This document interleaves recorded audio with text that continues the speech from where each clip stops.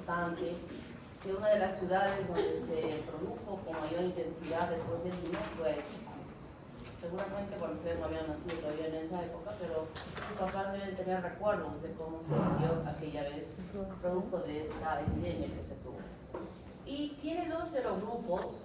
Inicialmente se consideraba serogrupo O1 y serogrupo no O1, pero hoy en día ya se ha cambiado esa denominación y está incluida acá el O139. Luego tiene este serogrupo O1, tiene biotipos, el clásico inventor, el que estuvo implicado aquí en Arequipa y en el Perú fue el clásico, y serotipos Ogawa, Inaba y Hikojima. Hubo una evolución de la presencia de estos serotipos. Entre Ogawa, Inaba y Hikojima nunca se presentó aquí en Arequipa. Pero hay otras especies como el Paremoliticus que están teniendo ustedes en su cultivo, en la práctica. Está implicada en desarrollar también cuadros digestivos, pero no de la importancia que está asociada al Milton cólera. Y hay otros que están más implicados en la infección de heridas y no tanto en infecciones digestivas. Esas no las vamos a estudiar, no son frecuentes. Estudiamos siempre lo que es más frecuente y en este caso algo de historia en el estudio de esta bacteria, que no la podemos dejar de estudiar. Vibrio cólera no es un bacilo recto, es un bacilo curvo que parece una coma y tiene un flagelo importante, muy importante, que sirve como un, no tanto en su patogenia, pero sí en el reconocimiento de la bacteria cuando nosotros revíamos en las muestras de heces, cuando se produjo la epidemia, ayudábamos a poder reconocer en la muestra de las heces. Yo diría que el motor de movilidad que tiene este flagelo, si en todas las bacterias es de 100 caballos, aquí vale como 1000 caballos. O sea, es una movilidad que nosotros podíamos observar en la muestra, cómo cruzaban el campo como unas motos veloces que dejaban como una estela en la solución líquida de la muestra. Doctora, disculpe, hay una ventana que está tapando la cuestión. ¿Cómo será esa ventana? ¿Cómo la Minimizar. Sí, la ventana. Yo no la veo la ventana en mi pantalla. No la veo. Tienen que quitar esas ventas.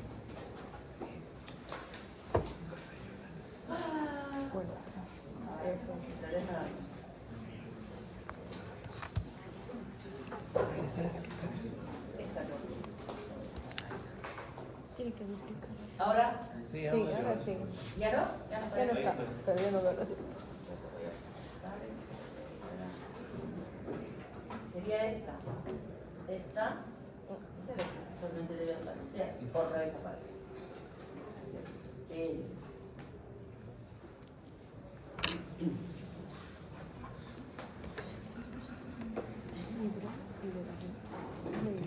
Sí, pero a mí no me llega el libro. ¿Aparece? ¿Cuál es la salmonela que produce la toxina Shiva? ¿Cuál es La de disentería del tipo 1. ¿Ahora? Ahora ya no aparece nada. La salmonela produce la toxina Shiva, pero en el libro está esta especie en específico que produce esta toxina. Voy a leer. El mío siempre leía. Ahora sí, ¿no? No leería la última, el helicóptero que lo hizo, pero ya sé que tengo que leer bien los agentes de patogenidad. ¿Ahora sí? Sí, Sí, doctor. gracias. Entonces, este bacilo, como les decía, tiene un flagelo muy importante que permitía movilizarse con tal velocidad en el campo que nosotros cuando veíamos las muestras biológicas ya directamente hacíamos un screening por ver la movilidad. Este es Vibrio y este no es Vibrio porque esta característica era muy importante para poder reconocer. Es anaerobio facultativo y también fermentador. El diagnóstico en las heces, este diagnóstico que hemos conversado de esto sobre los exámenes de fresco, esta forma de actuar de la bacteria nos permitía separarlas y ahí, para luego proceder al cultivo en este agar que es específico, selectivo para el crecimiento de esta bacteria. A ver, esas dos líneas que están ahí atrás, conversan. TSBS es el tiosulfato, citrato de sales lineales y sacarosa, y el pH es muy importante, porque a pHs normales o más bajos esta bacteria no sobrevive. Y había que tener muchísimo cuidado en el pH del medio de cultivo para permitir su crecimiento, donde el medio, como están viendo en la práctica, es de color verde, y que se ve en las colonias amarillas. Ese es el Vibrio cholera. Y esa característica de crecimiento en el agar con esto nos permitía hacer el diagnóstico.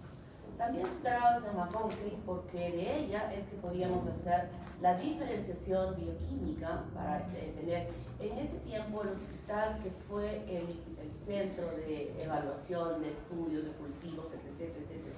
Es el Hospital General. O sea, toda la ciudad y de todas las provincias se centralizó el estudio microbiológico con todas las pruebas que llegaban para poder tipificar, serotipificar o biotipificar en el Hospital General. Entonces nosotros teníamos que hacer todo, a pesar de que podíamos ver en el cultivo esto, por fines epidemiológicos teníamos que proceder toda la secuencia del cultivo, es decir, la diferenciación bioquímica, pese a que sabíamos que era, por lo que habíamos visto, ya vas a hacer otro tipo de pruebas y llegar hasta el punto de decir es el clásico y es el biotipo INAVA o GAMA. ¿No? Llegar hasta ese punto porque esa información se centralizaba en Lima y esa es la información que ustedes tienen en su libro del estudio epidemiológico que se hacía y que tienen, ustedes ven en su libro y dice ahí la epidemia del Perú en 1991 asociada a es el resultado de ese trabajo que se hizo en aquel tiempo y que yo justamente estaba haciendo la residencia en ese tiempo en patología clínica. ¿Cuáles son las características de esta bacteria? Primero, que tiene unas proteínas quimiotácticas que están codificadas en los genes C, que le van a ayudar a ella a colonizar. Luego, bueno, esta colonización se va a producir luego de que tiene este pírico regulado por la toxina TCP, que le permite una mejor adherencia al epitelio. Esta no es una bacteria que invada, que destruye el epitelio, nada, simplemente se adhiere firmemente y coloniza y se multiplica y luego produce esta toxina del cólera que está codificada por los genes ZXA y ZXB que va a actuar produciendo gran cantidad de electrolitos y agua con el mismo mecanismo que ya hemos estudiado en el Escherichia coli enterotoxigénica. Es el mismo. Pero podríamos decir que la toxina producida por Escherichia coli enterotoxigénica, la potencia en la capacidad de eliminar agua y electrolitos es como 1 y esta toxina es como 50. O sea que aquí hemos hablado de esta diarrea que puede llevar a deshidratación en los niños o en los viajeros, pero nunca va a llevar a una deshidratación de tercer grado. La deshidratación que se produce acá, yo le diría ni siquiera es de tercer grado, sino de 10º grado, porque realmente las características que se presentaban en el cuadro clínico eran bastante severas en cuanto a la deshidratación. Además produce una heterotoxina accesoria que va a potenciar un poco más esta pérdida de agua y electrolitos cuando se ha desarrollado la infección. También está la toxina de la zónula oclusiva que está codificada por el gen SOT. Ustedes recuerdan la histología, las células epiteliales están unidas unas a otras revistiendo todo el epitelio, ¿verdad? Y entre célula y célula está esta célula oclusiva que fija y que esta toxina la separa. Se está viendo un camino más, no solo a través de la célula, sino a través de esta unión, de estas uniones que normalmente existen en el epitelio y que ahora han sido separadas como poros, porque también sale el líquido.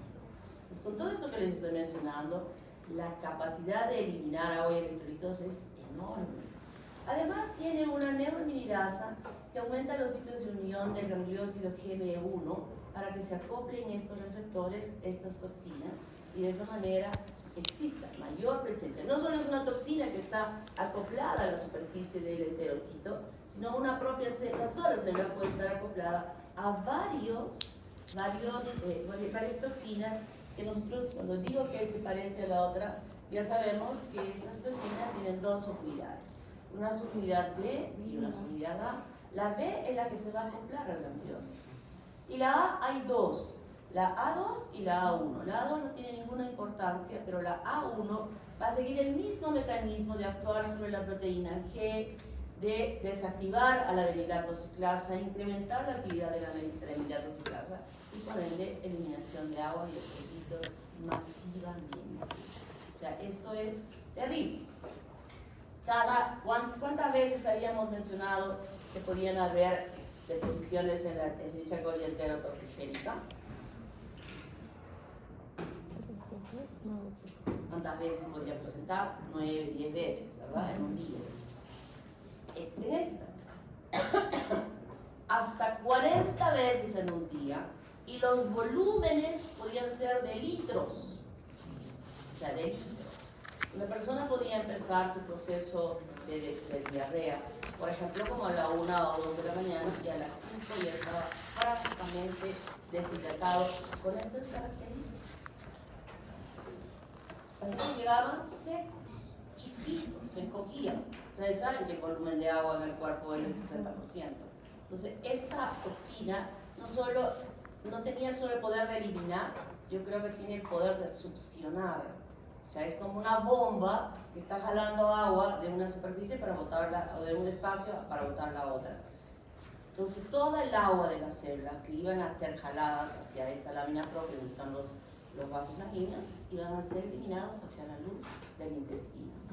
Y esta imagen, ustedes que están viendo, yo la he visto en tantos pacientes que llegaban a emergencia, con los ojos, parecían calaveras, los ojos los tenían adentro, la piel seca, les decían los vecinos del pliegue y se quedaba así, pegada a la piel y no retornaba porque estaban totalmente secos, ¿no? Esto era lo grave, que la gente llegaba y les tomábamos la presión, ya hay estado de conciencia ya alterada, se le tomaba la presión y tenían, yo recuerdo un caso de un señor que tenía 40-20 de presión, 40-20, o sea, un poquito más y ya se estaba muriendo.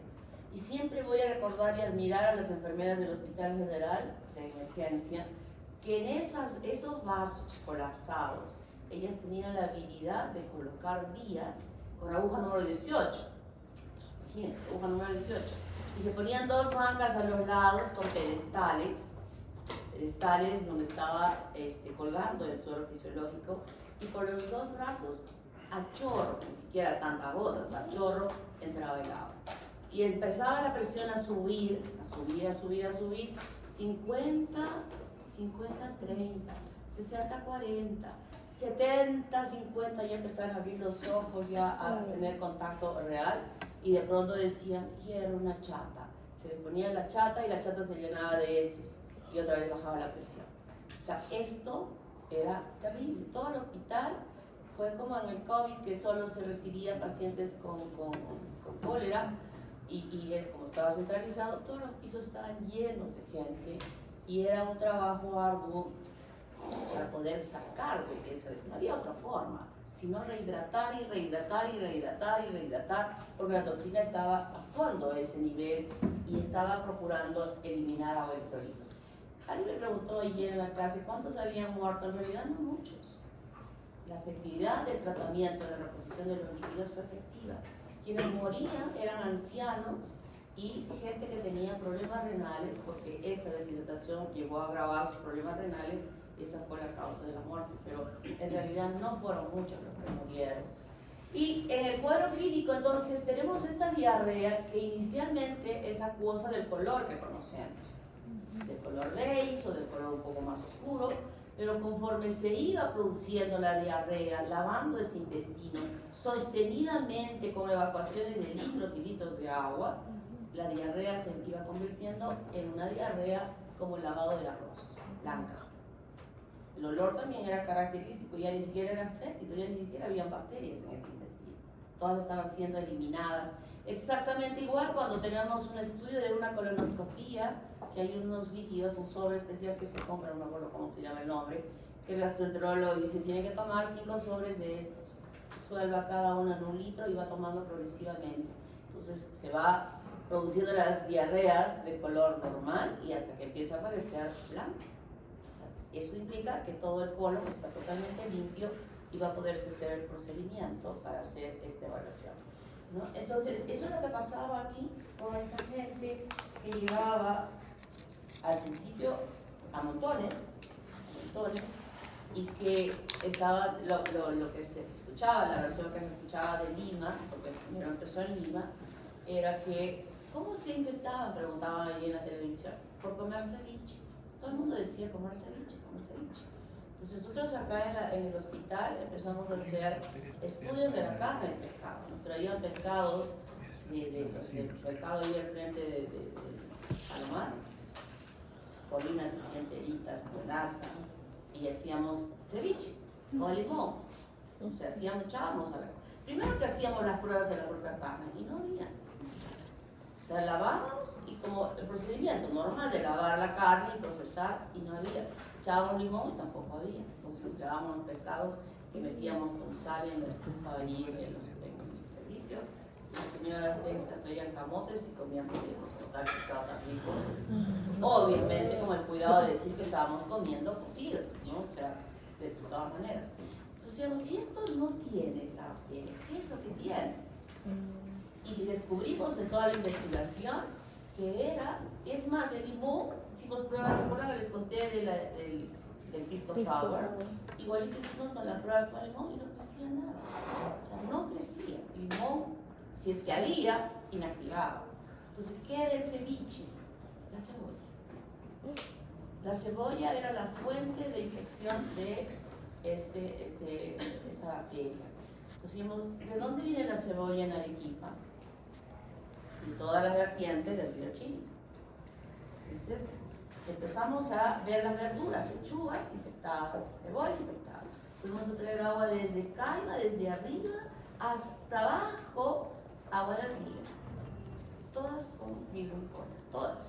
Más abajo me recuerdo que encontramos una casa con una chacra pegada casi al río y tenían vacas y tenían esos porongos donde se llevaba la leche a la leche de gloria, ¿no? Han visto unos porongos grandes que estaban llenos de agua, usaban el agua del río para lavar, llenar la leche y llevar la leche de gloria. El porongo estaba llena de agua. Sacábamos el agua, cuando investigamos, Vibrio cólera. Entonces el doctor Delgado, que era el asistente de servicio, me acuerdo que venían los periodistas a entrevistarlo y todo lo demás, e íbamos informando en qué productos encontrábamos Vibrio. Entonces él salía y decía, con todo lo que habíamos estudiado, habíamos investigado, no pueden comer verduras crudas, de ninguna manera en Arequipa, prohibido comer verduras crudas, porque en todos los mercados se recogía de estos campos que estaban cerca para comer. O sea, la lechuga murió la lechuga, la cebolla murió cebolla, o sea, no era porque la cebolla con cloro. Algunas personas podrían hacerlo, pero no todas. Entonces lo mejor era decir ninguna verdura cruda y todos coman verduras cocidas. Y no tomen agua. La gente ya ni siquiera estaba tan afectada que ni siquiera tomaba agua del caño. El agua del caño estaba limpia, no había bacterias. Pero todo el mundo empezó a hervir el agua para tomar. Y nos quedó, hasta yo hervía el agua para tomar. O sea, o comprábamos embotelladas, pero no tomábamos agua del pilón. Entonces yo creo que esa información muy bien recepcionada por la gente hizo que pudiésemos controlar la epidemia y desaparecer. Ni siquiera vamos a decir que ha quedado de forma endémica, como sí es endémica en la India y como sí es endémica en el África. O sea, esto desapareció, esperemos que nunca más vuelva, pero la forma correcta que se logró esto es cuando la gente asumió con responsabilidad cómo debía comer, cómo debía preparar sus alimentos y progresivamente fue desapareciendo. Entonces la muestra es esta, agua como lavado de arroz, que venía, o sea, traían frascos de todo lugar y la forma de transportar la muestra era el Calipleir, que es un medio de cultivo, y algunas veces las muestras no estaban tan buenas y las poníamos en agua detectora como para potenciar a la bacteria, para luego sembrarla en TSBS y hacer toda la identificación que ya había mencionado hasta dar ya, tipificar y serotipar la muestra para hacer el estudio. Esta cantidad era enorme de heces, ¿verdad? ¿Cuánto les dije que debieran guardar o enviar al laboratorio? El tamaño de la aceituna. Por favor, se los imploro, se los suplico. En Se pulgar. los digo porque cuando estábamos ahí, un día nos dijeron, ha llegado una caja de, no recuerdo qué provincia, de muestras. Nos dijimos, súbanlas, porque el laboratorio queda en el segundo piso. O sea, subieron y cuando abrimos estaba llena la caja, era una caja de suero fisiológico.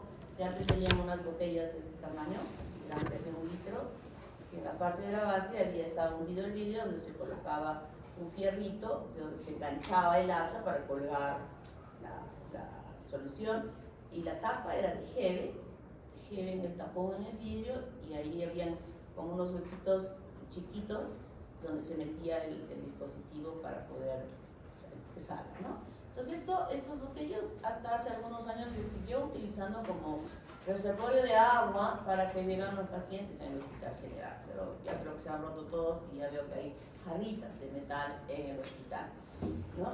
Y estas botellas estaban llenitas de eso. En la caja venían 24 botellas. Las 24 botellas estaban llenas de esto. Y lamentablemente ni siquiera eran de diferentes personas, era de la misma persona. Imagínense. Y el doctor Delgado, que les dije, renegó con groserías y con todo, decía, ¿quién es esa bestia que ha podido enviar esta muestra? O sea, ni siquiera, ¿qué médico? Porque obviamente de la posta envió un médico. Y en ese tiempo no había la Católica, todavía estaba en el segundo o tercer año. Entonces, de hecho, me la uso, ¿no? Pero no quiero que suceda eso, por favor, métanse en su cabecita. A nombre de todos los laboratoristas del Perú les pido esto, nada más, no necesitamos más. El diagnóstico se podía obtener a la bacteria del vómito, porque si había el inóculo muy grande, ya desde el estómago empezaba a producir gran cantidad de pérdida de líquido. Hacíamos todas las pruebas, oxidasa positiva, la prueba de la hebra, la cuerda positiva, la prueba de la movilidad también, la serología, ya les he dicho hasta rectificar. Todo esto hacíamos para poder dar ese informe completo para los estudios epidemiológicos. Y en la prevención, agua potable y comida cocida, ¿no? En aquellas áreas donde se produce esto, como es la India o es el África, pero en nuestro medio podemos comer lechuga sin ningún problema. El tratamiento, rehidratación. La rehidratación, que como les dije, al principio era suero,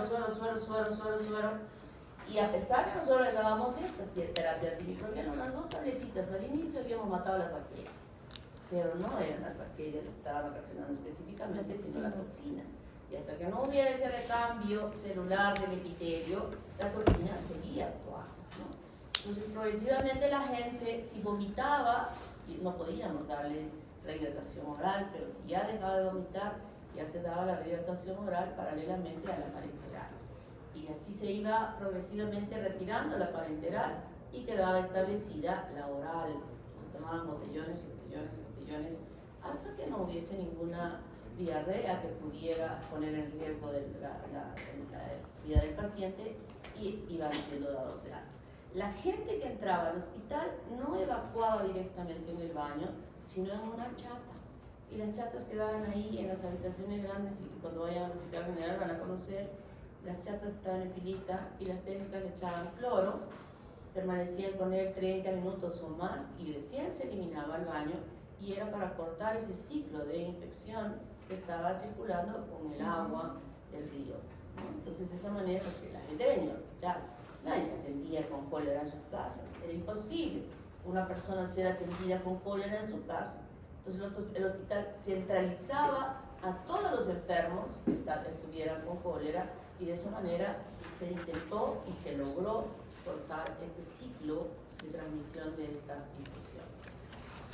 Había las bolsitas salvadoras con todos los requerimientos que tenía el paciente, que requería no solo cloro y sodio, sino también potasio, que se podía traducir con alguna sintomatología en el paciente con arritmias e incluso con hilio y calambres por la falta de potasio. Entonces todo esto era repuesto para que los pacientes se recuperaran.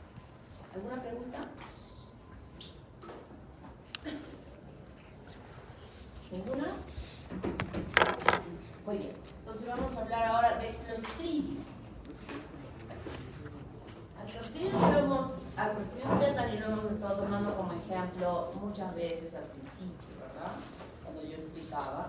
Y este género tiene características peculiares que son bacilos gram-positivos, muy móviles, son anaerobios estrictos y algunos aerotolerantes, pero la mayoría son anaerobios estrictos. Producen esporas, no sabemos lo que significa esto, y están presentes en la flora microbiana normal de hombre y animales. Y a través de la eliminación externa de estas heces puede contaminarse el suelo y las aguas residuales. Y a partir de estas ubicaciones es que las personas pueden infectarse con las esporas de esta bacteria, no específicamente con la bacteria, sino con las esporas de la bacteria. Y habíamos dicho, si las esporas encuentran un lugar propicio para volverse una célula vegetativa, lo van a hacer. Y lo logran cuando por alguna situación accidental o a veces endógena, en algunos casos, o sea, propias de uno mismo, llega a desarrollarse perfectamente la bacteria y empezar a producir toxinas que pueden ser histotóxicas. Es decir, ¿cuál va a ser el efecto de estas toxinas histotóxicas?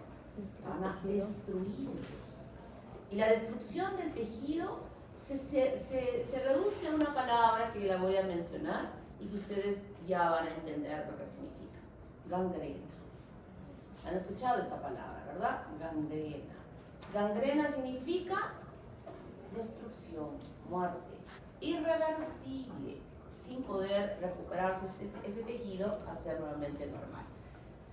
Toxinas enterotóxicas que van a dañar el epitelio del revestimiento del intestino y que es la causa muy grave de que puede ocasionar incluso la muerte en algunos pacientes. Y neurotóxicas, cuando las toxinas van a tener un efecto en el funcionamiento neurológico. Entonces, estas toxinas tienen estos efectos importantes y están clasificados, por ejemplo, los neurotóxicos, son varios, pero nosotros vamos a estudiar a tetani y a botulina.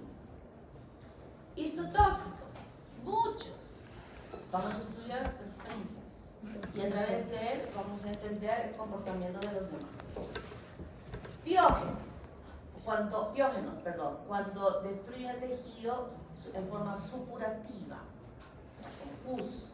Está también perfringens, muy importante en ese proceso de destrucción.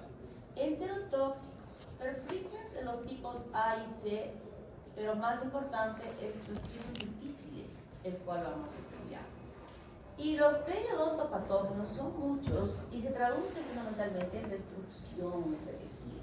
Están más asociados a la parte oral y que puede desarrollarse estos cuadros graves en aquellos procedimientos odontológicos y que supuestamente los odontólogos tienen que conocer para evitar una complicación infecciosa asociada a estas bacterias cuando hacen un procedimiento a nivel de la boca.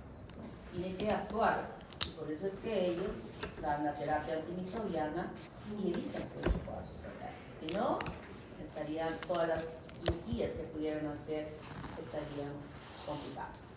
Clostridium tetani. Empezamos con Clostridium tetani, que ya dije que habíamos conversado de muchas veces. Es un bacilo gram-positivo móvil, produce esporas terminales y subterminales, que parecen una raquetita, ¿no? Un poquito en la práctica, como una raquetita. Anaerobio estricto. Este es estricto, no hay forma de que sea aerotolerante, no lo tolera. Este es anaerobio estricto. Y puede cultivarse un medio de cultivo que es líquido, que se llama tiolicolato, que cuando empieza a crecer en él y a enturbiar el medio de cultivo, emite un olor a cuerno quemado, en razón de que se forma acroleína a partir de glicerina que está dentro del medio de cultivo. Se encuentra aquí. Quiero que entendamos que el suelo, la tierra de cultivo, el estiércol, está originariamente la bacteria en el intestino del hombre y los animales. La gente en el campo tiene sus corrales donde las vacas y los caballos y todos los animales eliminan las excretas. Estas excretas son usadas como abono.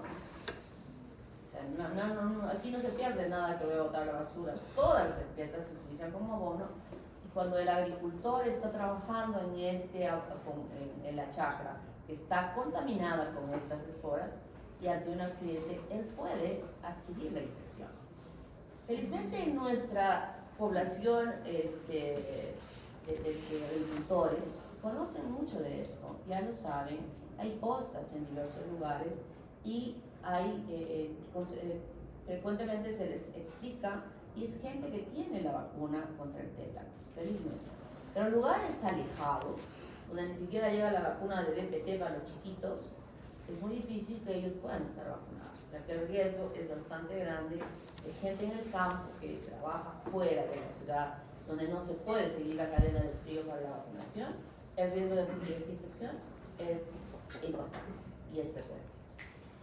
La virulencia primero está asociada obviamente por la formación de las esporas, ¿verdad?, que le permite sobrevivir en ambientes totalmente hostiles hasta que encuentre un tejido viable que le permita quitarse la coraza y volverse una célula vegetativa, que empieza a multiplicarse y a producir la toxina. La toxina importante se llama tétanoespasmina.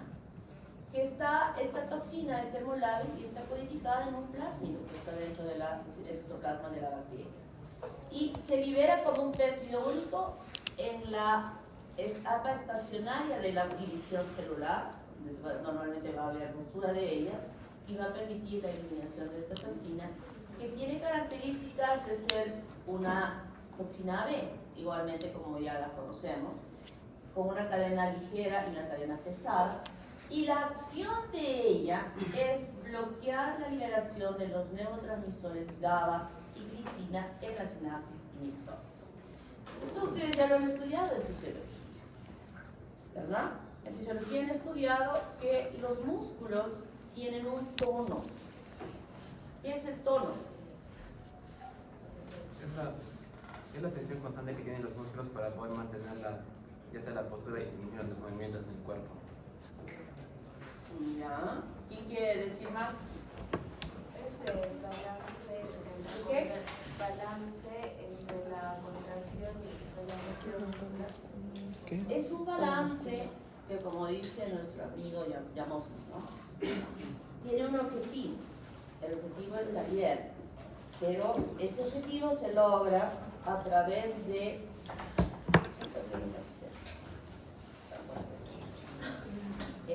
entre la relajación y la excitación del músculo, ¿verdad? Pues cuando ustedes saben su examen neurológico a su paciente, siempre tocamos los brazos, las piernas, que el tono muscular esté no duro como ustedes tienen los metrosexuales de hacer ejercicios y lo tienen duro, pero sí que haya una firmeza en el músculo, ¿verdad? Entonces eso se logra a través de la producción de ¿qué excita? Acetilcolina. ¿Y qué relaja?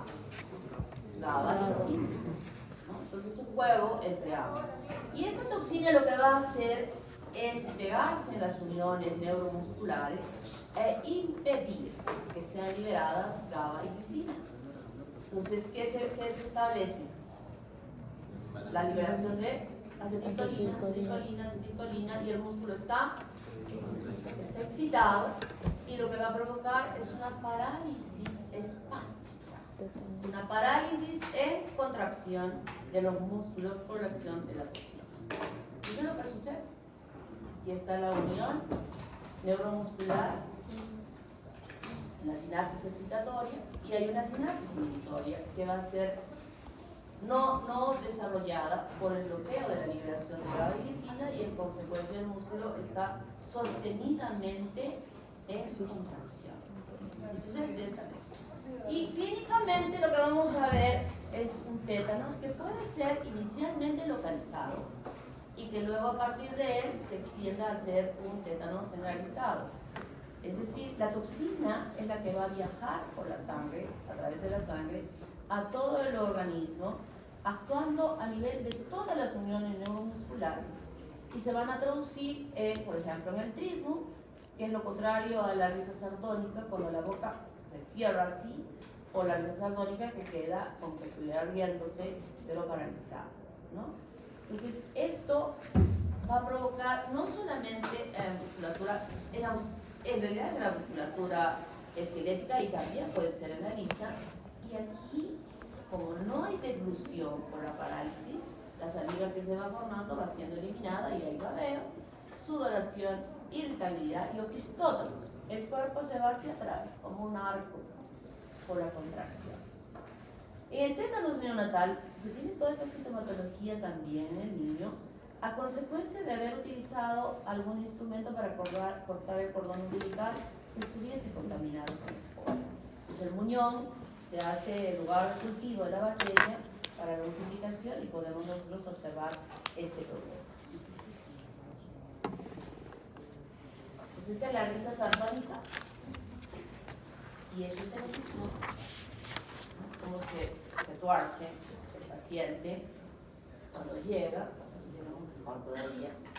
Y es una pequeña lesión, ni siquiera es una lesión grande, es como una infección, una heridita cualquiera, donde haya podido ingresar el espora y donde pudo haberse decorticado de toda su coraza y empezar a actuar produciendo esta toxina. Entonces, el diagnóstico se basa en la presentación clínica, en el antecedente de que tuvo una lesión, una herida, y que estuvo en el campo, se fue de paseo, y que tuvo una herida. Por favor, si tenemos ese caso clínico que ustedes lo van a poner en su caso diciendo, se pinchó con un clavo oxidado. Porque compro mi clavo en Sodimac, aunque se haya oxidado, porque va a tener esporas.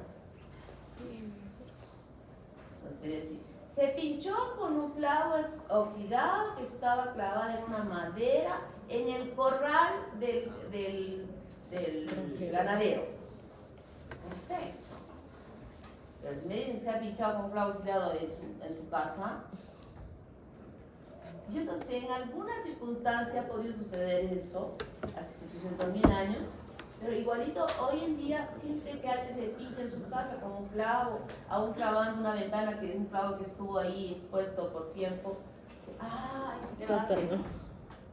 No, por favor, no. Tiene que estar el clavo oxidado, contaminado. ¿Ya? Fíjense eso.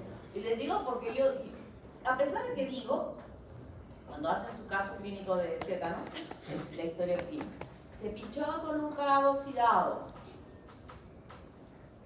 Yo voy a poner en el examen. Se pinchó con clavo oxidado. Yo voy a poner los alternativos. Comprado en Sodimac. Apuesto que les apuesto que alguien va a marcar recibir un tétano si pongo como alternativa de infección. Y que no tenga inmunización. Y que en el examen nosotros observemos bacilos gram positivos.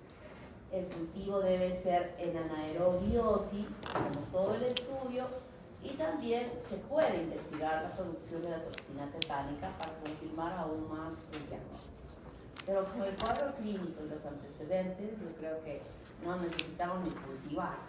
Nadie tiene ninguna bacteria provoca opistótomos, ni ninguna bacteria produce risa sardónica, ni trismus, ninguna. Y ninguna que cuando yo abra la puerta y de pronto chanque la puerta de la habitación del paciente, el paciente haga aún más, excite más. El solo hecho de prender la luz hace que se contraiga más un músculo. Eso solo es Clostridium.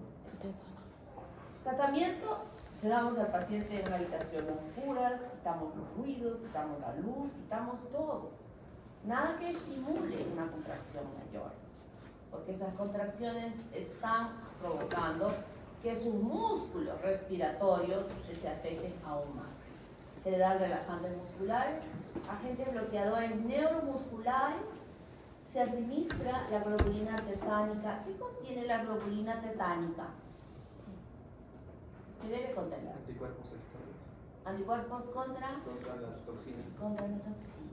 O sea, esto ya viene en soluciones que se aplican para poder contrarrestar la acción de la toxina, que podría de alguna manera ayudar al paciente. Obviamente se tiene que debridar la herida por donde ingresó la bacteria, se hace una curación prolija, un montón de agua oxigenada para eliminar la bacteria que podría seguir produciendo la toxina. Esa es una buena curación. Y se da una terapia antimicrobiana con metronidazol. El metronidazol es una droga ideal para bacterias anaerobias. El metronidazol es una medicación que usualmente lo usamos para infecciones parasitarias, sobre todo por protozoarios. Pero no solo sirve para eso, sino también para infecciones anaerobias. Claro que cuando usamos para infecciones anaerobias, cuando usamos para los parásitos, vienen en tabletitas. Pero cuando usamos para infecciones anaerobias, viene unas bolsitas de material plástico grueso, así de este tamaño, unas bolsitas que se ponen vía endovenosa a través de una vía que esté colocada en el paciente. O sea, no es el metronidazol de las tabletitas. La concentración de las tabletitas pues, es ínfimamente menor a lo que se le va a aplicar directamente a la vena. La prevención DPT. ¿Cuándo recibieron su DPT ustedes? 2 meses. El segundo mes. Hace 2 meses. O sea, el segundo mes. De nacido se... O sea, ¿hace cuántos años? Pentabanetro. Hace 20 años. Hace 20 años. Cada 10 años. Refuerzo cada 10 años. Uy, ya. El centro médico de la universidad Tiene... les está ofreciendo vacunarse Lo mañana refuerzo contra el tétanos. De pronto se pueden pinchar en su casa con un clavoxilado. de sodio. Muy bien, entonces hemos estudiado Clostridium tetani. Aquí están todos los Clostridiums que pueden ocasionar enfermedades difíciles. Lo vamos a estudiar, pero primero también, como dije, asociado a gangrena gaseosa. Hay una gangrena seca. ¿Cuál es la gangrena seca? ¿Quién la produce la gangrena seca? La gangrena, ¿qué significa gangrena? Destrucción del tejido. Destrucción del tejido, muerte del tejido, ¿verdad? Eso significa gangrena. Y la gangrena seca es que hay una muerte del tejido cuando se afecta la vascularización, la irrigación de un tejido, no le llega sangre, el tejido muere y se seca. O sea, esa es la gangrena seca. Y la gangrena gaseosa es la que es producida por anaerobios, por estas bacterias y también por otros anaerobios no toxigénicos que se produce, y en el resultado del metabolismo de las bacterias existe la producción de gas en los tejidos. Y que cuando nosotros presionamos ese tejido hay crepitación, sensación de que debajo hay unos gloritos que estamos reventando al presionar. Por eso se llama gangrena gaseosa.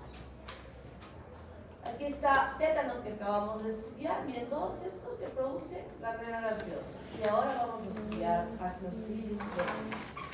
Clostridium botulinum se encuentra en el suelo y también en el sedimento marino de todo el mundo.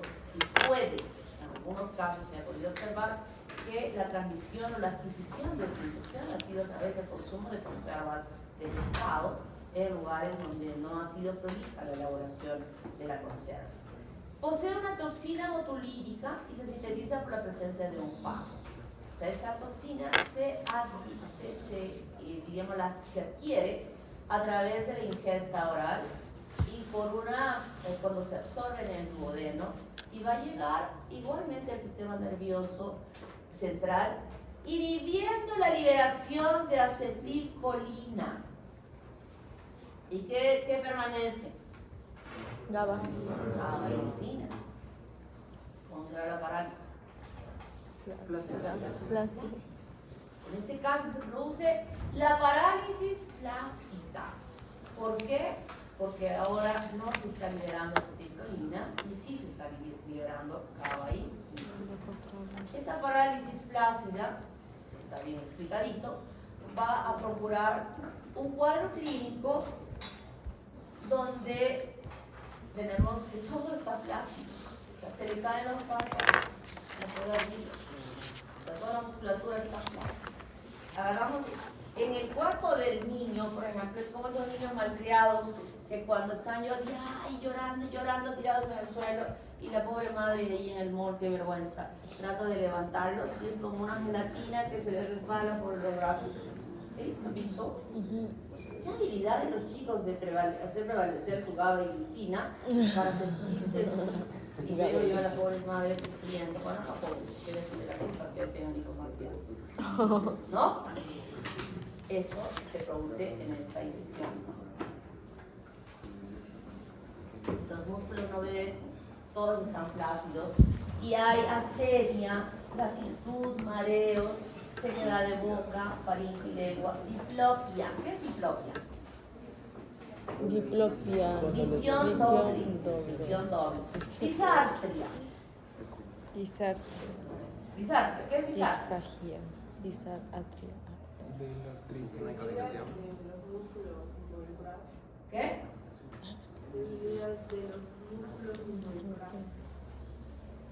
La incapacidad de poder hablar. Incapacidad de hablar, o sea, no puede articular las palabras. Eso tenía Federico Suárez Verde. ¿Saben? Qué lindo. Disfagia. Incapacidad de comer. No puede pasar, no puede deglutir. deglutir. Disartria es no poder hablar. Disfagia no poder. También tenía disfagia. También tenía disfagia. Y parálisis descendente simétrica, comprometiendo los músculos respiratorios, y no solo los músculos respiratorios, sino también los músculos de la vejiga, hay retención de orina, hay distensión abdominal por el ilio que no permite un peristaltismo del intestino. Entonces, todo está paralizado en forma flácida, pero no hay fiebre y la conciencia está conservada. Eso es lo triste. O sea, lo triste es que un enfermo esté mal y que esté como Pedrito Suárez. Claro, no estoy diciendo que Pedrito haya Tenía tenido esto. esta impresión si no tenía otro problema neurológico que se traducía con estas sintomatologías, ¿no? Entonces, eso se produce por una intoxicación alimentaria. Cuando se ingiere a la bacteria y que esta bacteria encuentre el medio propicio para poder salir de su caparazón y volverse una célula vegetativa. Pero también puede haber un botulismo de heridas, que la bacteria haya ingresado por alguna lesión y en este caso sí va a haber fiebre, pero no hay sintomatología digestiva. Y también puede haber el botulismo infantil por la ingesta de miel de abejas. A los niños chiquitos no se les debe dar miel de abejas porque podría ser que allí se encuentren esporas y que podrían ser liberadas y ocasionando este cuadro clínico en adultos. Y el botulismo, ¿para qué sirve la toxina botulínica? El botox, ¿para qué sirve el botox? ¿Qué hace el botox? Relaja los músculos.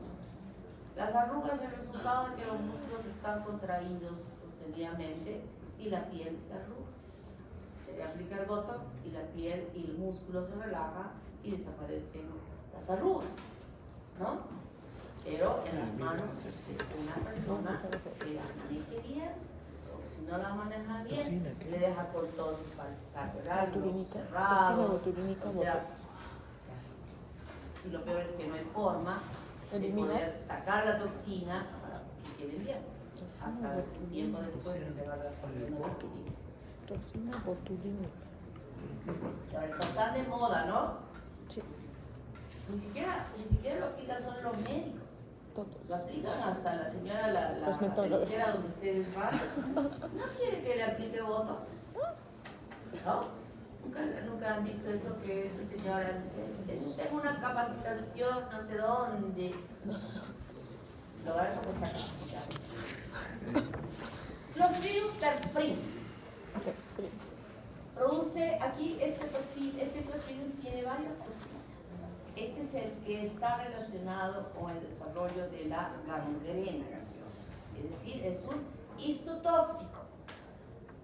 Toxina alfa tiene la actividad de la fosfolipasa C y degrada lecitina y esfingomielina de las células, de los eritrocitos, de los leucocitos, de los miocitos y permite la liberación de tromboplastina de los eritrocitos y plaquetas y provoca un cuadro así, coagulación intravascular. La coagulación intravascular diseminada, que creo que ya en algún momento hemos hablado de esto, ¿hemos aplicado lo que significa la coagulación intravascular diseminada? Sí. Yo estoy segura que sí. Claro, que entran por acá y se ha salido por acá. ¿Verdad? Este es un cuadro gravísimo que se desarrolla en las infecciones o también puede producirse por otras causas, pero cuando nosotros nos estamos refiriendo son las infecciones, donde la respuesta del organismo frente a la agresión es una respuesta que compromete la inflamación de todos los endotelios de los vasos sanguíneos.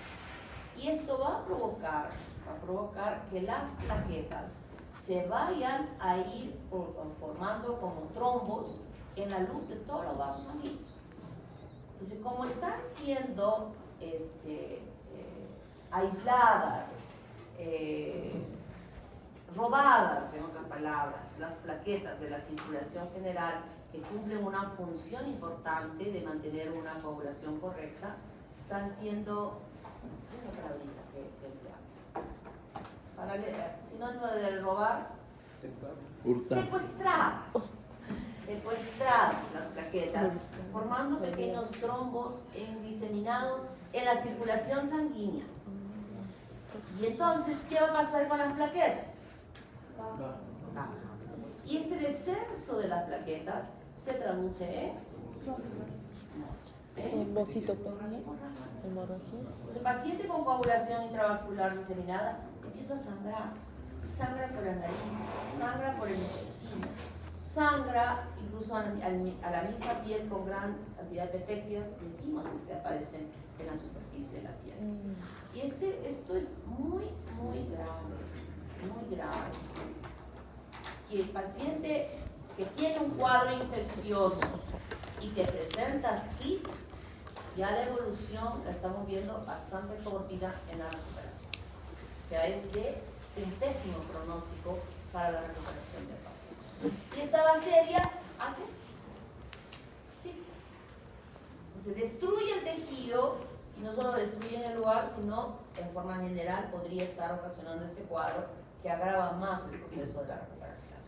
El principal factor asociado a la gangrena gaseosa es la toxina beta, que produce enteritis necrotizante cuando se come carne de cerdo mal cocida. ¿Cuántas veces ya estoy hablando de la carne de cerdo? Bien cocido. Un adobito bien cocido. Una parrilla bien cocida. La carne de cerdo está rica, pero hay que cuidarnos de que no pueda ser. Y aquí lo que va a procurar esta toxina es a nivel del intestino. O sea, el revestimiento del intestino, de estas células epiteliales, son las que se van a necrosar. Y obviamente cuando se produce esto puede perforar las paredes del intestino y provocar una peritonitis y el cuadro se hace mucho más grave. La toxina teta es una hemolicina O2 que altera la permeabilidad vascular y es muy tóxica para los cardiomiocitos. Corazón. Miren, esta no solamente destruye el tejido donde esté produciéndose, sino envía las toxinas, diferentes toxinas a diferentes lugares donde el cuadro es mucho más grave. Y una enterotoxina que va a traducirse en diarreas que luego, que no solamente produce la eliminación de agua y electrolitos, también va a provocar la muerte de ese intestino, o sea, del epitelio del intestino. O sea que el Clostridium perfringens es una bacteria muy agresiva, tiene un componente histotóxico muy agresivo y que tiene cada una de sus toxinas actuar de una manera que va destruyendo el tejido. En la clínica, ¿qué vamos a ver de perfiles? Gangrena gaseosa. Aquí, en relación a asociar lesiones traumáticas, por ejemplo, ¿será lo mismo que lo atropellen a un señor en la calle, en la avenida Ejército, a que una persona sea atropellada en la carretera de desvío de cuando vamos a la playa y se mete a donde está la Leche y Gloria? ¿Cómo se llama ese sitio? ¿Es ese poblado de ahí? En vez de ir a Camaná, hay una carreterita que dobla acá por la Leche y Gloria. No, la chakra no. La chakra. La joya. Más el pedregal. El El pedregal. Si ustedes han visto la carretera que vamos a la playa, en ese sector, existen heces de vaca tiradas de la pista. Y cuando voltean al pedregal, es aún más. O sea, la carretera ni se ve tan limpiecita, sino se ve la huella de heces de animales. Será lo mismo que me atropellen en la avenida Ejército, que me atropellen ahí en esa carretera. No. No, es diferente. El riesgo del atropello en esa carretera es grave porque las lesiones que puede tener la persona podrían estar expuestas a esta toxina. Y tengo que, miren, qué importante es atender en emergencia a un paciente que está llegando del Pedregal a uno que está llegando de aquí, de la Avenida Ejército. Es tan importante preguntar dónde fue el accidente. No simplemente, el paciente tenía un accidente de automóvil y le lavamos y le limpiamos y le curamos, no es lo mismo. Tenemos que saber dónde tuvo el accidente y de acuerdo a eso, ya en nuestro IA, estar pensando quiénes podrían estar implicados en el desarrollo de esa infección. Entonces aquí, esta bacteria, la toxina alba, va a generar la fermentación de los hidratos de carbono y va a producirse esta crepitación por la formación de gas, hemos dicho gangrena, gaseosa. Si es expuesta, fritos. O sea, se rompió la barrera de la piel, importante en la protección, entonces las bacterias pueden haber ingresado y el riesgo es bastante grande que existe esta complicación. Y se va a producir esta celulitis anaeróbica limitada al tejido celular subcutáneo en estos casos. Puede ser el resultado de una endometritis, de una mujer que ha tenido un aborto por una persona que no sabe de asepsia ni antisepsia, que sus instrumentos no los esteriliza y aquí el riesgo es que pueda provocar esta endometritis. Una endometritis que destruye el útero y hay que sacar ese útero para salvar la vida del paciente si es que llega tempranamente a ser enfermedad tóxica alimentaria por carnes mal cocidas, como habíamos dicho, justamente del cerdo mal cocido y que puede provocar diarreas y dolor abdominal. La enteritis necrotizante, que se produce por esta toxina beta, se produce en alimentos ricos en proteínas, más inhibidores de la tripsina como las papas. ¿Y quién come una parrillita sin una papita? Entonces se suma carne mal cocida más una papita, puede haber el riesgo de que se produzca eso. Hay diarrea, mucho dolor y una diarrea sanguinolenta que va a permitir la ruptura de las capas del intestino y puede provocar peritonetis y shock.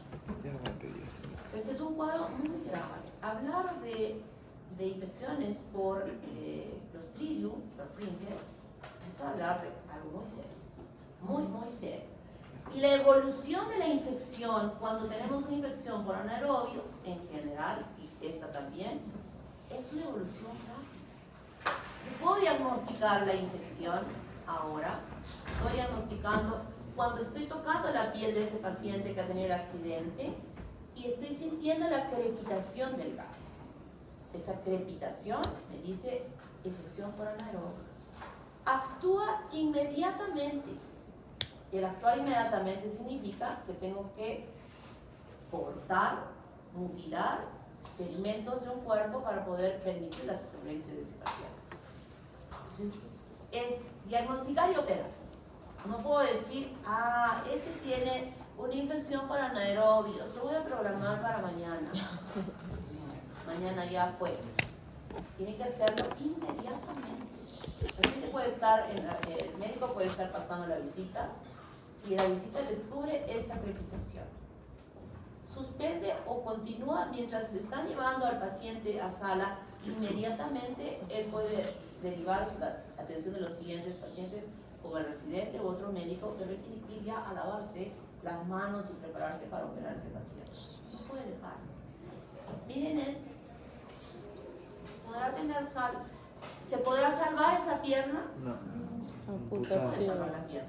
Lo que voy a salvar es sacar y de repente que se extienda, aunque ya veo que cada vez más palpitación también. Ojalá solo en el tejido celular subcutáneo, entonces se retira toda esta piel, que aparentemente pareciera que todavía está normal, y retiramos todo el tejido celular subcutáneo, desarticulamos toda la pierna, El que va a tejido ser se eliminada regenera, y se amputa a ese nivel. Entonces, que quede aquí. El diagnóstico de una infección por esta bacteria, en este caso, fundamentalmente es clínico. Yo no voy a esperar el cultivo de esto para que diga, ah, es anaerobio, voy a actuar. No, es clínico. Y si tengo alguna duda, puedo sacar un poquito de sangre y hacer un gramo. Y me voy a encontrar ahí con vacilos, gram positivos. Si es que tengo alguna duda, el diagnóstico es clínico. Y la acción es inmediata. ¿Está claro? Inmediata. No puedo esperar. Si alguien se le presenta en su pueblo allá con un cuadro clínico como este, bueno, pero no se quede con el paciente. Inmediatamente agarre una moto, lo que haya, y ustedes ya saben que el riesgo de esa hora ya va a ser peligrosa para el paciente. Entonces, como ya saben, tienen que decir a la familia, pueden ir con algún familiar en la movilidad, en lo que sea. Está grave, muy grave, no vamos a poder, vamos a intentar hacer algo. Pero en otras palabras, sabemos que no va a suceder, pero nos pueden quedar en el pueblo con este paciente, porque ustedes van a ser responsables de que murió el paciente ahí. Entonces tienen que, no digo lavarse las manos, pero tienen que cuidar también su integridad, actuando, cuando vean que encuentran un paciente así, y dicen, no, tenemos que llevarlo en este momento porque aquí no podemos hacer nada, ni siquiera le van a decir que le van a romper la pierna, ni siquiera hablar de eso. Tenemos que llevar inmediatamente, busquen el carro, ustedes se montan con el paciente en el carro, le ponen su guía, le ponen lo que quieran y con alguien de su acompañante. Ya señor, lo traje al hospital, aquí el general tiene CIS, le van a cubrir todos los gastos, que se recupere. Sabemos que nosotros ese tiempo que hemos tardado de 6, 7, 8 horas de traslado, y ustedes están entendiendo y lo saben, que se está agravando más el cuadro. Y cuando llegan al hospital, mientras que entran, mientras que le toman los datos, mientras sube a sala, si hay sala vacía, etc., etc., van a ser 3 horas más, por lo menos. Entonces, pronóstico, amputas. Pero en ese proceso lo podemos tratar con antibióticos para que no empeore. sí, pero ¿es el antibiótico, es la bacteria que está produciendo este daño? La toxina. Es la toxina. Y ahí en tu pueblo no vas a tener antitoxinas. Doctora, ¿qué toxina es lo que era? ¿Qué puede repetir qué toxina es? La pertinges es la beta, la que es más agresiva en relación a esto, ¿no? Gracias. Pero tenemos que actuar. Lo que yo quiero sacar como un resumen de todo esto es, primero, un buen diagnóstico. Y segundo, acción rápida. Que obviamente ustedes no la van a hacer. La van a tener que hacer en un centro quirúrgico, en un hospital mucho más relevante. ¿Verdad? ¿Qué está pasando? Y este es Clostridium difficile. Clostridium difficile también produce esta toxina, la toxina A y B, que lo que va a provocar es una respuesta inflamatoria muy grave a nivel de las células y va a crear aquí la presencia de leucocitos en la superficie, y generalmente se produce cuando una persona ingiere una terapia antimicrobiana previa que destruye las bacterias normales de protección, permitiendo que esta bacteria, que no le hace nada, prolifere y pueda ocasionar esto. Entonces, después de haber recibido un tratamiento antimicrobiano para cualquier otra causa, se haya barrido la flora, y a este nivel se produce una diarrea que se evidencia la diarrea como que estuvieran saliendo pedazos de epitelio del intestino. Y no es más que la acumulación de todo este material de mofo y de fibrina que se haya podido acumular y que sale como una pseudomembrana en las heces. O sea, no es una diarrea pura líquida, sino es como que estuviera con unas membranas, ¿no? Y ese es el efecto de este Clostridium difficile que hay que manejar. Reitero lo que dije en algún momento. La terapia antimicrobiana no la podemos usar libremente. Y estoy hasta ahora habiendo dicho muchas veces que en el sistema inmune, que es bueno, muchas de ellas se autoeliminan solas. O sea, no hay que acostumbrarnos, que es costumbre de nuestra población, que la resolución es la terapia antimicrobiana. Y lo único que vamos a hacer es dañar. Por si acaso, se cambió ya por decisión, por consideración de lo que hemos estado hablando, el tema de investigación formativa de esta fase. No vamos a hablar de tuberculosis, vamos a ver sobre microbiota versus enfermedad. ¿Ya? O sea que su IA, su ChatGPT, les va a hacer todo el trabajo, pero no solamente va a hacer ese trabajo, fíjense, o sea, ya en este siglo XXI, ¿no? Estamos, y hacer todo lo que ustedes hacen. Van a meterse ahí, les va a hacer unas investigaciones, pero fabulosas. Pero lo van a leer porque vamos a preguntar en un test que vamos a aplicar en cada grupo de preguntas. ¿Cuál es la gracia de que si no lo leen? Por cultura tienen que saber su investigación formativa. ¿Está claro? Así es que ya saben. Preguntas hasta aquí. Y antes que me olvide, estaré apuntando su participación. Sección. A ver, en esta fila. Vázquez. En esta fila, Vázquez. Mira el servicio.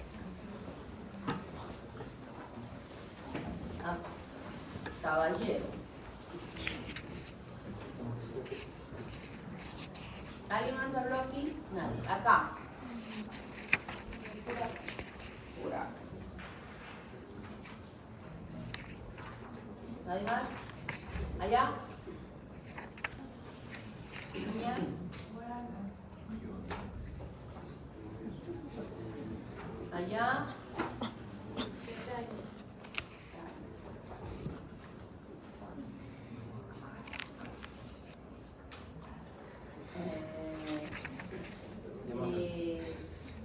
Llamos. ¿Por allá? Ahí. Muy bien. Entonces vamos a hablar ahora de la familia Bacilliaceae. Bacilliaceae. Y aquí está el género Bacillus. También hemos hablado sobre Bacillus. ¿Qué dije de Bacillus alguna vez? Sobre todo en antracis que su cápsula está por un formato peptidoglicano. Cápsula por peptidoglicano. No, por proteínas en vez Por de... por proteínas, no por peptidoglicano. Se había dicho que todas las cápsulas estaban formadas por polisacáridos. Y que había una bacteria cuya cápsula era formada por aminoácidos, que era Bacillus, ¿verdad? Muy bien. Y aquí tenemos dos importantes, como patógenos más frecuentes en el ser humano. Bacillus anthracis y Bacillus cereus. Son bacilos gram positivos, pero aerobios. No son anaerobios, los Clostridium eran los anaerobios. Estos son aerobios y forman esporas. Forman endoesporas, termoresistentes. Están en el aparato gastrointestinal de animales y humanos y puede contaminarse el suelo y el agua.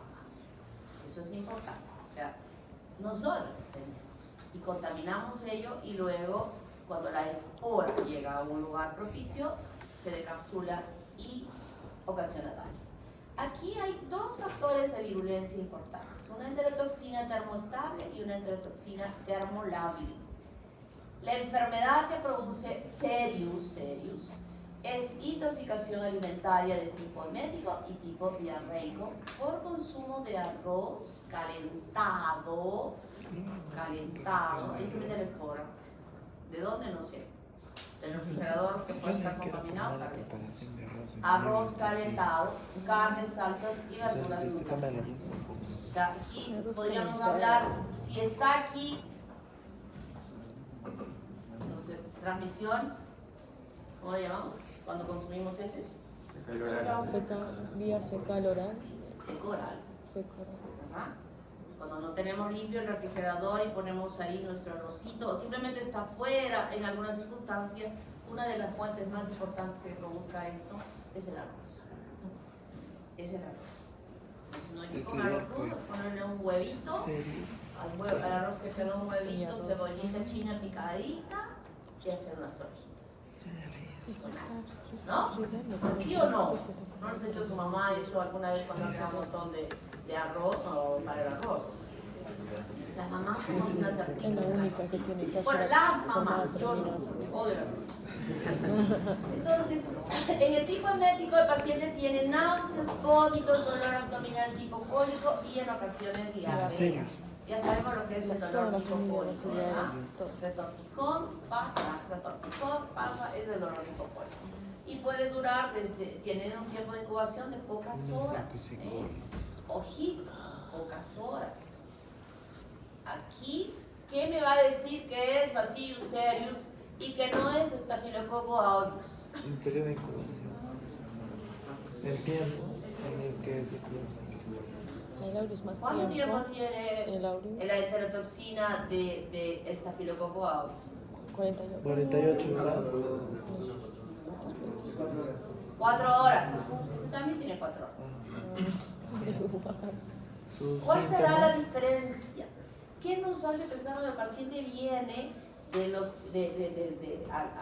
hospital para saber que sea uno u otro? Bueno, al final no interesa porque el tratamiento va a ser lo mismo. ¿Cuál será el niño? ¿Qué? ¿En cuál de los dos? Este tiene ¿En el aureus? ¿Hay fiebre en el aureus? No, en el Bacillus cereus. No hay fiebre. ¿Acá hay fiebre? Sí, fiebre. ¿Puede haber fiebre? Tipo de diarrea. En el... Puede, pero no tanto. Hay algo que ustedes a veces no hacen. Díganme. Si no me equivoco, en una encontramos esporas. Difícil que encontremos esporas. Doctora, ¿cuáles son los vómitos y también si le preguntamos qué comió antes? Eso es lo importante. Lo importante aquí es qué comió, dónde comió. En serio, es bien difícil que lo tengamos en la calle. No, en la calle no es de la casa. Eso es lo importante. Ustedes aprendan a preguntar para que nos orienten. Claro, al final les digo, no interesa porque vamos a tratar con rehidratación, ¿no? Porque ni siquiera vamos a dar terapia antibiótica. El tipo diarreico profusa con dolor y cólico abdominal, fiebre y vómito. Aquí es donde hay fiebre, pero no tanto cuando es el emético. El periodo de incubación 6 horas. Puede haber infecciones oculares por traumatismo. No es lo común, pero puede haber. Y el tratamiento, rehidratación oral. Aquí no hay terapia antimicrobiana. Esa preguntita es importante. ¿Qué comió? ¿Dónde comió? Es muy difícil que dentro de la casa nos alimentemos. Siempre tenemos que tener cuidado en la casa, de lavar las verduras, etcétera, etcétera, etcétera. Tenemos cuidado. Pero el otro no. Bacillus anthracis. Esta bacteria igualmente es gram positiva y es osporulada, inmóvil. Su tamaño tiene una característica especial que se van uniendo como estreptobacillus. Y tiene cápsula, que estamos visualizando aquí. Está formada la cápsula por aminoácidos. Es aerobio, igual que la otra, y que es muy importante en el desarrollo de una patología que ahora la vamos a ver. El agar sangre tiene esta forma de crecimiento, son colonias no hemolíticas que tienen el aspecto de vidrio esmerilado. muy característico. Cuando se hace el cultivo se podría estar observando. O si se cultivamos en un medio que es de gelatina, se puede ver el aspecto de un pino invertido hacia abajo. Se va creciendo en el tubito, este es en el tubito, que se va viendo en su crecimiento. Pero observar en la muestra que vamos a tener a bacilos con una forma de streptobacilos y con cápsula proveniente de lesiones y de cuadros clínicos específicos, ni siquiera, porque ya estamos teniendo el diagnóstico. ¿Cuáles son los factores de virulenta? Su cápsula, polipeptídica, constituida por ácido de glutámico, que le va a dar la característica de ser antifagocítico, como toda cápsula. O sea, ese ya es un factor importante de patogenicidad que tiene esta bacteria. Y luego la producción de la toxina carboncosa o toxina del anthrax. Ahora sí ya les está sonando medio a lo familiar. El anthrax o el carbunco, que también se llama a esta enfermedad.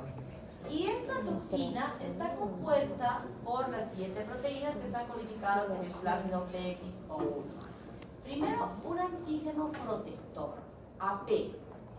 Antígeno protector AP que le permite la unión a las células a las cuales se va a acoplar, AP.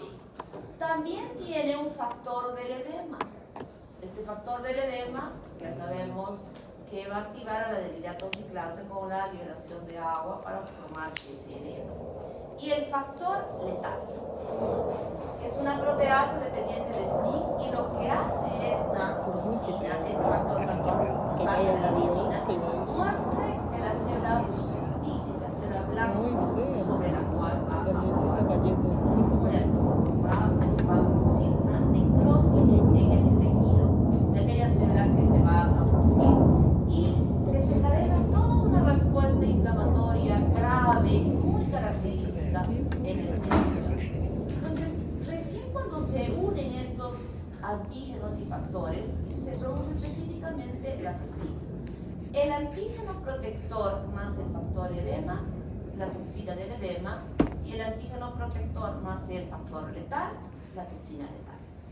Entonces son tres componentes importantes que se van a mezclar entre ellos para formar esas toxinas que luego directamente van a traducirse para ocasionar el daño específico en el proceso de infección.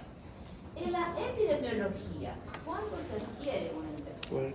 En este caso no vamos a hablar de reservorios sanos, porque los animales que se infectan con esta bacteria también mueren. También mueren, y las personas que están en contacto con estos animales son las que van a adquirir la infección. Los que trabajan en el campo, generalmente, donde tienen ganado y donde tienen otro tipo de animales. Entonces, cuando un paciente o una persona se expone a ellos, puede adquirir la infección y desarrollar la enfermedad por el lugar, dependiendo por el lugar por donde haya podido ingresar la bacteria en el ser humano de estos trabajadores que están en estas poblaciones. El animal puede ser por inoculación o por ingestión e inhalación. Pues dependerá de acuerdo a este lugar cuáles son las enfermedades que se van a traducir en esta persona. Y los animales van muriendo. Sigan muriendo. Entonces, los ganaderos, cuando detectan que uno de sus animales está enfermo, ustedes asumo que entienden el costo de una vaca, estas vacas de raza, que ni siquiera las venden, que las traen de otros países, que son carísimos. Imagínense que se muera uno de esos animales, para ellos es una pérdida muy grande. Y que este animal se extienda la infección a otros, es muy peligroso, porque perderían pues todo su dinero, toda su inversión. Entonces, cuando un animal está así, lo que se hace es quemar, vamos a ver, quemar y enterrar para que no siga extendiéndose la infección. Pero lamentablemente en ese curso de la infección del animal que puede haberse infectado con él, el riesgo es que aquel que atiende se llegue a infectar. Entonces la bacteria o la espora de la bacteria puede producir una forma infectante cutánea, donde aparece una pequeña lesión inicial que luego va extendiéndose como con vesículas alrededor y luego toda la lesión va a necrosarse formando esta costra negra. Miren, una costra negra, que es la típica característica que se ve en el anthrax. Si la persona ha inhalado, el problema va a desarrollarse a nivel del aparato respiratorio. Y puede producirse también el anthrax orofaringeo e intestinal. El factor letal destruye.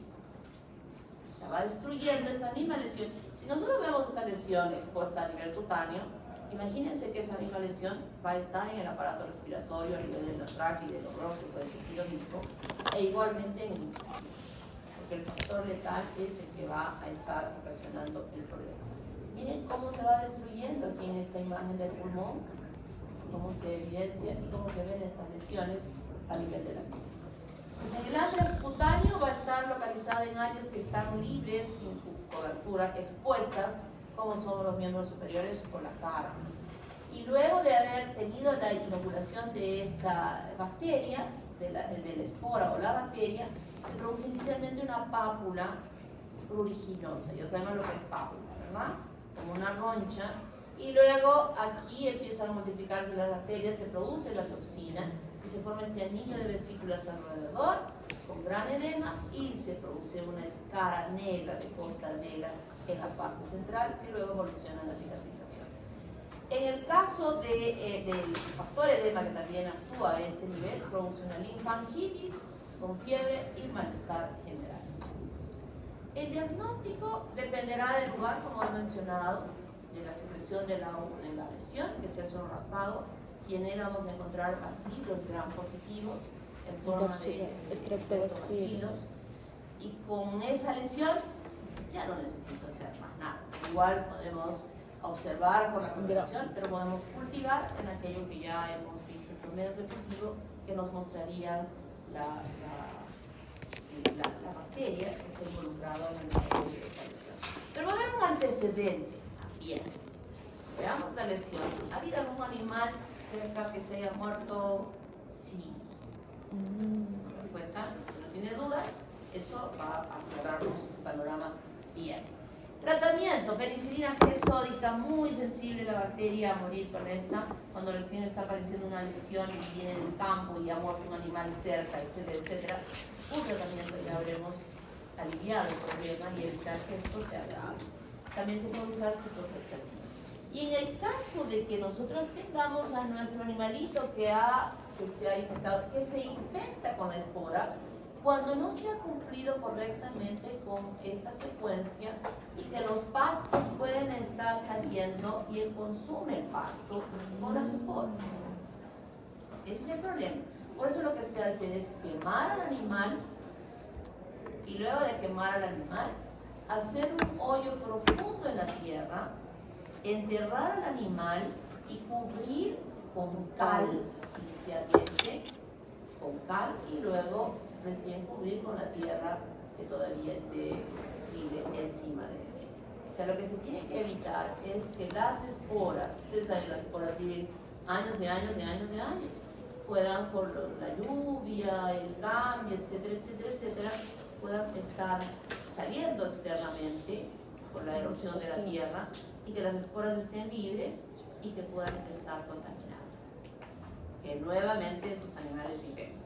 Por eso cuando un animal tiene este diagnóstico, se tiene todo el cuidado porque saben que es un riesgo de que los demás animales puedan infectarse y que puedan morir sus animales con esta infección. Inmunización de animales domésticos con vacunas atenuadas. Los ganaderos saben que tienen que inmunizar a sus animales para que no lleguen a adquirir esta infección. Y seguimos. ¿Se cansaron? La toxina del edema y la letal siempre actúan a la vez o claro. Después de que se ha formado esta relación de factor protector con el edema y factor protector con letal, actúan simultáneamente. Por eso es que alrededor de la lesión hay un gran edema y una necrosis central.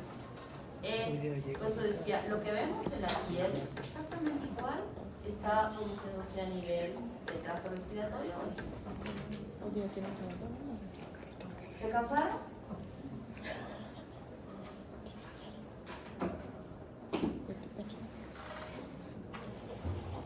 una hora, ¿no?